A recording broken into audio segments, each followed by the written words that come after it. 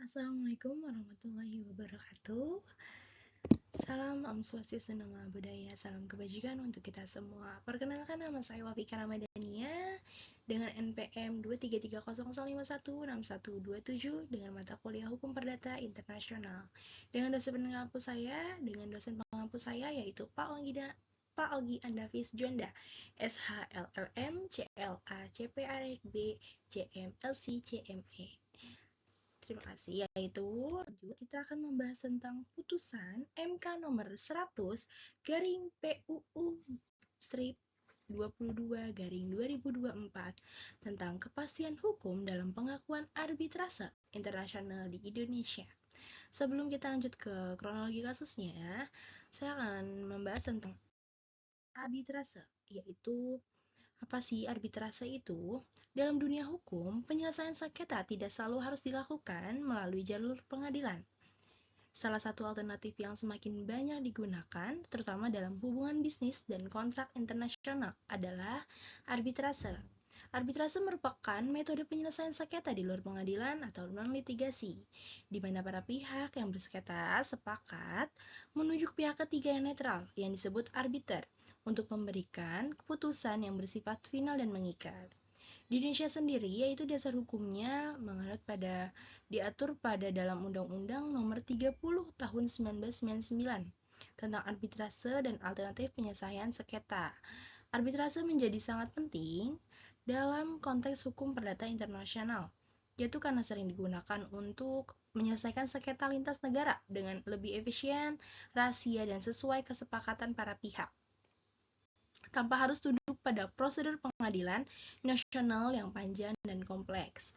Lanjut tentang kronologi kasusnya, yaitu di sini permohonan pengujiannya diajukan oleh seorang warga negara Indonesia yang merasa dirugikan oleh ketidakpastian hukum dalam pasal 1 angka 9 Undang-Undang Nomor 30 Tahun 1999 tentang arbitrase dan alternatif penyelesaian sengketa. Pasal tersebut di sini menyebutkan bahwa putusan arbitrase internasional adalah putusan yang dijatuhkan oleh suatu badan arbitrase atau arbiter individual di luar wilayah negara Republik Indonesia, atau yang menurut ketentuan hukum Republik Indonesia dianggap sebagai putusan arbitrase internasional. Permohonan berpendapat di sini bahwa frasanya menurut ketentuan hukum Republik Indonesia dianggap sebagai membuka peluang tafsir yang luas dan melibatkan ketidakpastian hukum. Lanjut, pihak yang terlibat itu siapa aja sih? Pemohonnya yaitu warga negara Indonesia yang merasa hak konstitusionalnya dilanggar oleh frasa ambigu tersebut.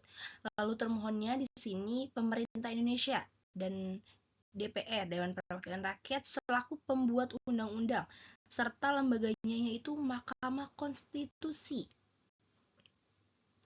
sebagai lembaga yang berwenang menguji konstitusionalitas undang-undang terhadap Undang-Undang 1945.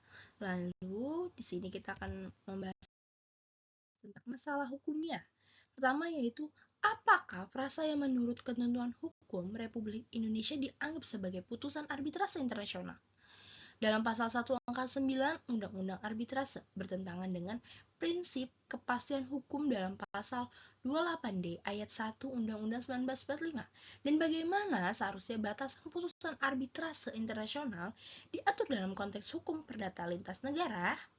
Lalu, proses penyelesaiannya yaitu di sini kita mahkamah memeriksa argumen pemohon, keterangan pemerintah dan DPR, serta berpendapat ahli. Mahkamah Konstitusi kemudian mempertimbangkan prinsip lex serta aturan harus pasti dan pentingnya konsistensi hukum dalam sistem internasional, khususnya dalam pengakuan dan pelaksanaan putusan arbitrase asing. Mahkamah juga di sini menilai bahwa frasa tersebut membuka peluang multitafsir dan menyulitkan pelaku usaha serta hakim. Lalu di sini ada analisis hukum perdata ya, yaitu di sini ada pertama yaitu ada prinsip lex loci arbitrate atau tempat arbitrasenya itu sendiri. Dalam hukum perdata internasional, arbitrase internasional biasanya ditentukan berdasarkan tempat. Jika arbitrase dilakukan di luar Indonesia, barulah Indonesia sah dapat disebut arbitrase internasional.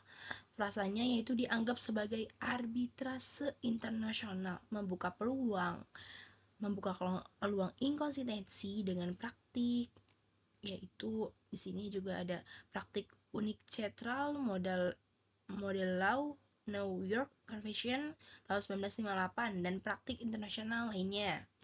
Yaitu yang kedua ada asas kepastian hukum legal certainty.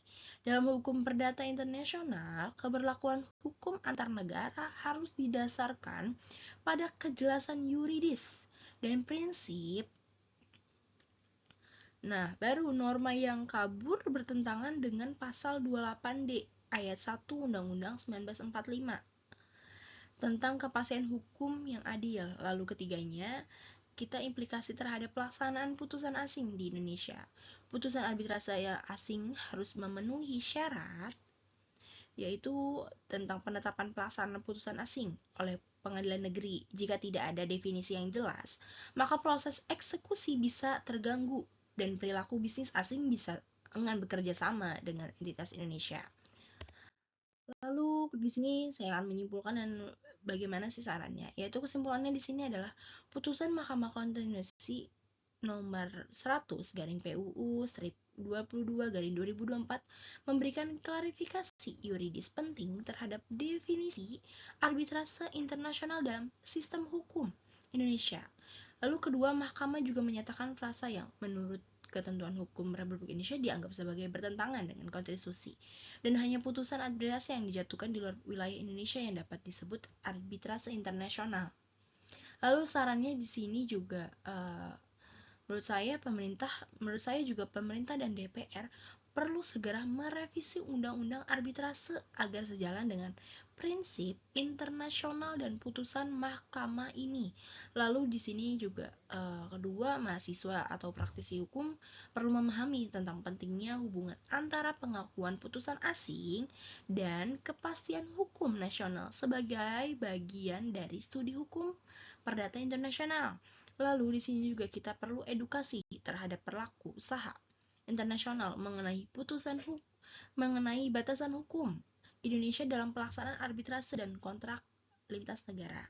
Mungkin sekian dari saya. Mohon maaf apabila ada kurangnya. Sekian, wabillahi taufiq wal hidayah. Wassalamualaikum warahmatullahi wabarakatuh. Terima kasih.